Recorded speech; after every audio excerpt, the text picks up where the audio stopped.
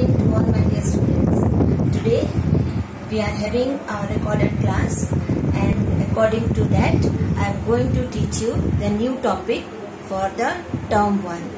We have studied about comparison of degree of comparison, adjectives and some part of speeches. Now today we will be proceeding with the another part of speech, and the other part of the speech is pronoun. Now what is pronoun? Pronoun is a word which is used in the place of noun. Now what is the importance? Why are we reading this very topic? We are reading this topic so that we can easily able to recognize the pronouns, and then we can able to distinguish them, because with the help of this mind map I will be going to tell you about the different kinds of noun. So once we will be going to read this, you will be easily able to recognize the noun. Secondly, you can easily able to distinguish that what kind of noun is it. So let's begin. As I told you that noun is a word which is used in the place of noun. So what is noun then? So noun is a name of a particular person, place, animal or thing.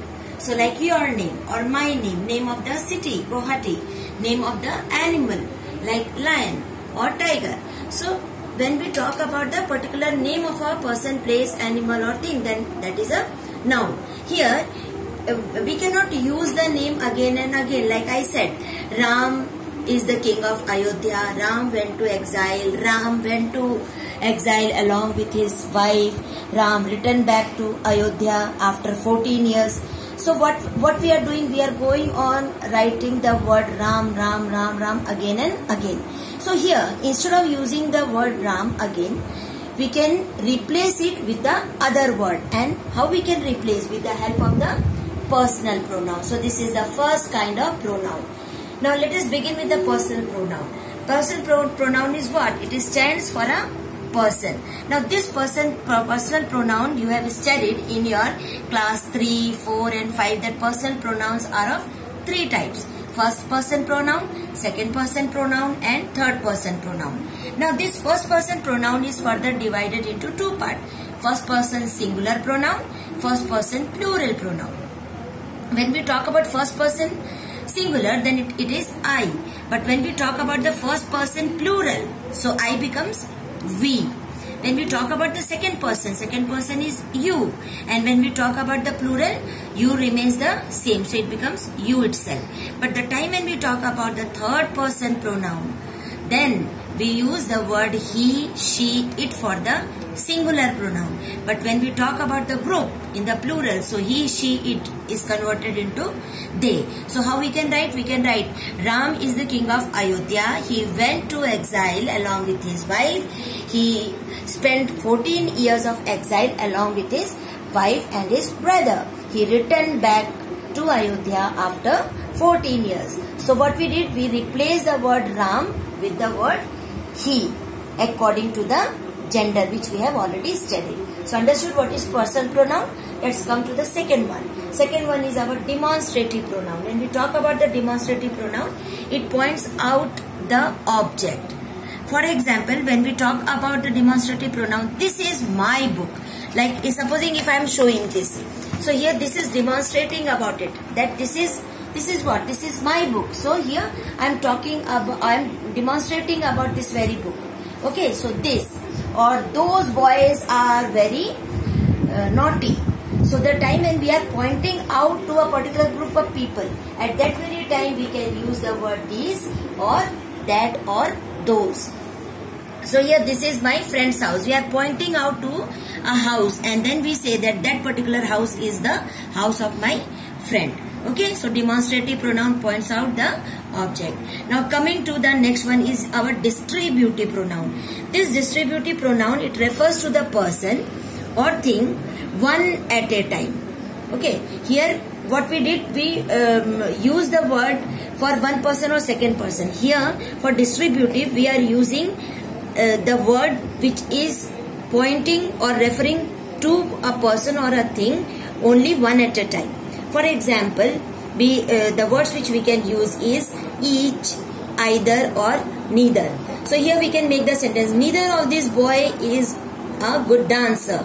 So here we are we are talking about the boys, so refers to the persons, but one at a time. So here we are talking about the boys, group of boys, but we are talking one at a time about one boy, that this boy is not good in dancing, the other one is also not good in dancing. So one at a time we are using it, and then we can use neither of the boys is good in dancing. Then coming to the next one is our interrogative. The word interrogative itself makes us to understand that interrogative means something which is asking a question to us. For example, the words which we can use for the interrogative is who, what, where. Like I make the question to you, what is your name? Or the sentence which I made here, who made fun of you? So we are making a question for the pronoun you. Okay, so the time when we are framing a sentences which is referring to the pronoun, then that particular pronoun is known as interrogative pronoun. Got it? Then let's come to the next one. This is reflexive pronoun. Here when we talk about the reflexive pronoun, this particular pronoun is used as a receiver of an action. Like we exerted ourselves. Here ourselves is the receiver. And what is the action? The action is exerted. So when we want to identify whether what kind of pronoun is it, we can frame a question by using whom. We exerted ourselves. Whom we exerted? So we exerted ourselves. We did not exert anybody else. We exerted ourselves. So the question can be asked for the reflexive pronoun will be whom. Okay. So the action, it is used as a receiver of an action. So this is a receiver. Now coming to the next one, emphatic. You see when I will be explaining you will find that reflexive and emphatic pronoun are quite similar to one another. Okay, but the only difference here is that it becomes a receiver of an action.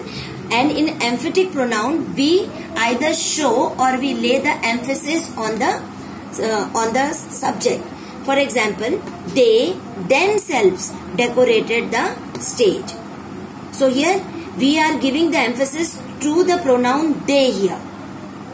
Okay, this is for we did not make the question with whom. Rather, we are asking that what this particular pronoun has done.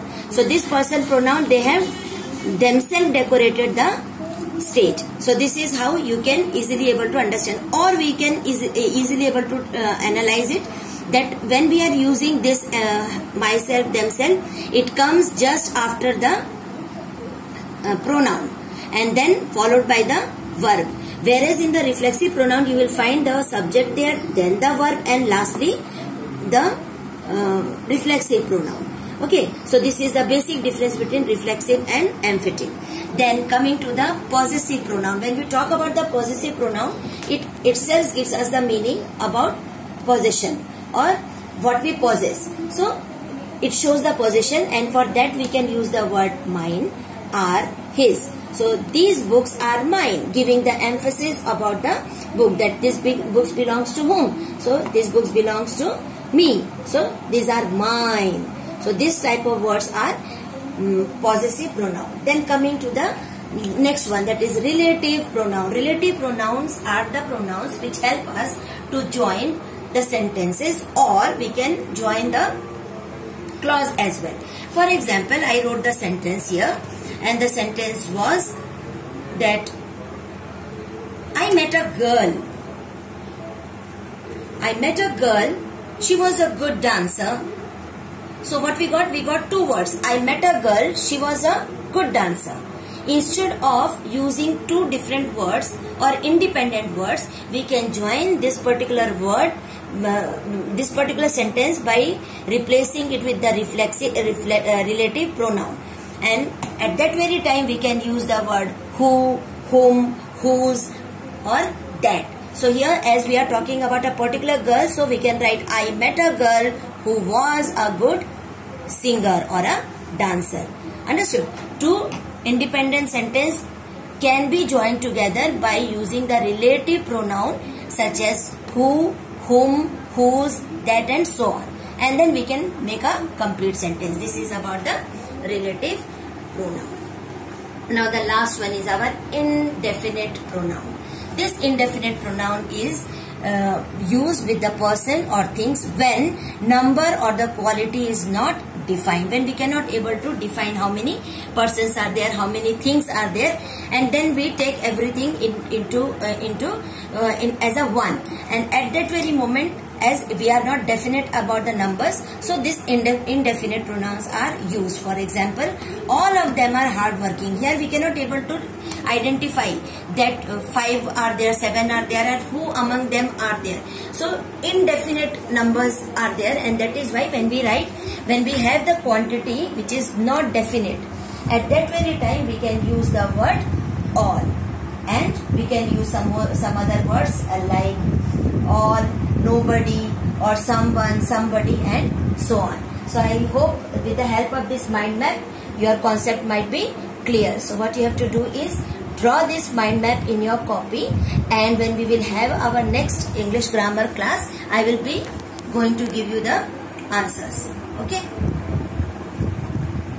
Take care. Bye.